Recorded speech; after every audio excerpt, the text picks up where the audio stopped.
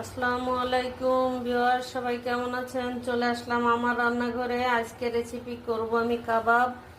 এই জন্য আমি মাংসটাকে কুচি কুচি করে নিয়েছি, কুচি করে ধুয়ে নিয়েছি। এখন আমি মাংসটাকে সিদ্ধ করার জন্য প্রেসার কুকারের ভিতরে দিয়ে দিব। কাবাবের জন্য আরও লাগবে হচ্ছে আমার ডাল। এই যে ডালটাকেও আমি পরিষ্কার করে ধুয়ে নিয়েছি। এখন এগুলোকে আমি একসঙ্গে সিদ্ধ বসিয়ে দিব। আপনারা কে কোথা থেকে দেখছেন অবশ্যই আমাকে কমেন্টে জানাবেন, তাহলে সবাইকে ধন্যবাদ দিতে পারবো। আমার রেসিপি যদি আপনাদের ভালো লাগে তাহলে আমার ইউটিউব চ্যানেলটাকে সাবস্ক্রাইব করে দিবেন, আমার পেজটাতে লাইক ফলো দিয়ে পাশে থাকবেন। পুরো রেসিপি দেখার জন্য সঙ্গেই থাকুন।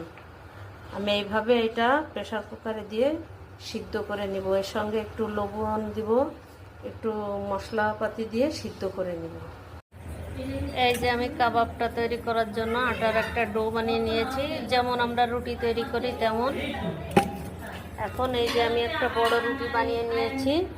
এখন দেখুন আমি এই যে ডালের যে পেস্টটা তৈরি করে রেখেছি ডাল আর মাংস দিয়ে, এটাকে আমি পুরা রুটির মধ্যে এভাবে লাগিয়ে দিব।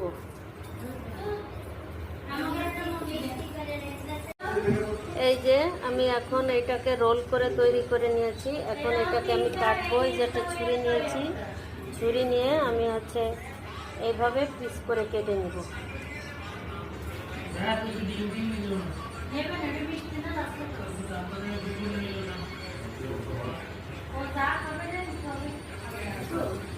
এই যে এভাবে পিস করে নিচ্ছি। এই যে এই হলো আমার কাবাব। এভাবে করে আমি সব এক এক করে তৈরি করে ভেজে নিব।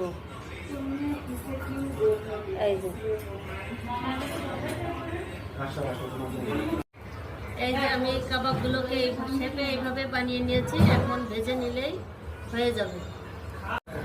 এই যে কাবাবগুলো আমি ভেজে উঠিয়ে নিয়েছি। এই দেখুন কেমন লাগলো, আপনারা অবশ্যই কমেন্টে জানাবেন। আর এইভাবে আপনারা বাসায় ট্রাই করে দেখতে পারেন, আশা করি অবশ্যই ভালো লাগবে। আজকের মতো এই পর্যন্ত, ফিরব অন্য কোনো রেসিপি নিয়ে। সবাই ভালো থাকুন, সুস্থ থাকুন, আল্লাহ হাফেজ।